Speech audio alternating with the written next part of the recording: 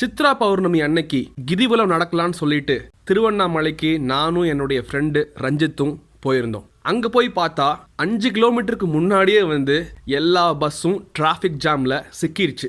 அவ்வளோ கூட்டம். வேப்பங்குச்சி எடுத்து பல்லு விளக்கிட்டு அங்கிருந்து ஒரு ஆட்டோவை பிடிச்சி நானும் என்னுடைய ஃப்ரெண்டும் கோயில்கிட்ட போனோம். என்னுடைய ஃப்ரெண்டை நீங்கள் இன்னும் பார்க்கல, இருங்க பிஜிஎம் போடுறேன்.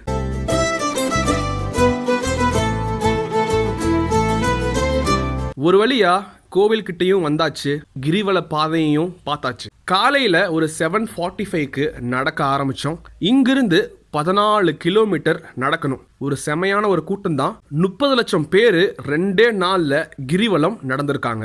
அன்னாச்சி பழம், சோளக்கருது வாங்கி சாப்பிட்டு நடந்துட்டு இருக்கும் போதே என்னுடைய ஃப்ரெண்டு தலைகீழாதான் குதிப்பேன் அப்படிங்கிற மாதிரி வேஷ்டி சட்டையால தான் நான் வந்து கிரிவலம் நடப்பேன் அப்படிங்கிற மாதிரி சொன்னா, ரோட்டோரமா நின்று நாங்கள் வந்து ட்ரெஸ் சேஞ்ச் பண்ணிட்டு பார்த்தா கெத்துடா நண்பானி.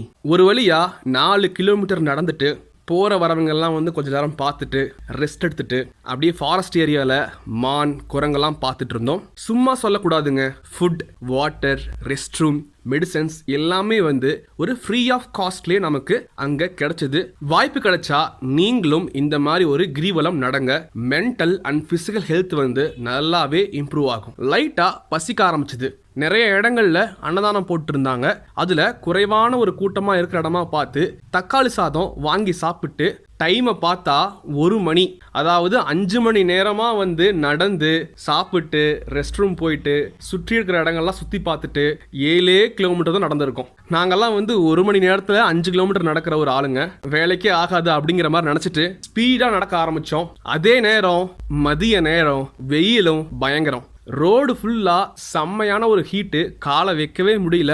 ரோட்ல இருக்கிற அந்த ஒயிட் லைன் இருக்கும் இல்லையா, அந்த ஒயிட் லைன் மேலே நடந்து போயிட்டு இருந்தோம். கொஞ்சம் சூடு கம்மியாக தெரிஞ்சிச்சு. போகிற வழியில் மோர், லெமன் ஜூஸ் இதெல்லாம் வந்து கொடுத்தாங்க.